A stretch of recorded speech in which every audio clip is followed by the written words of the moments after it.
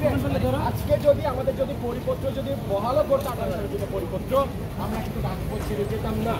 কারণ আমাদের যে দাবি সেটা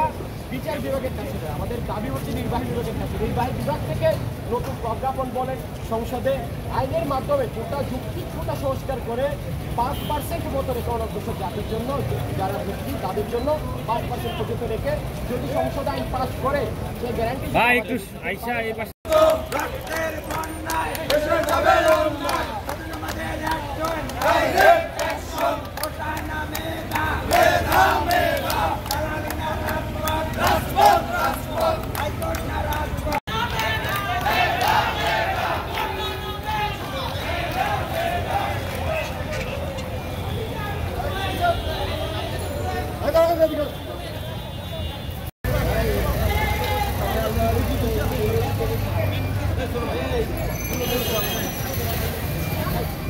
Direct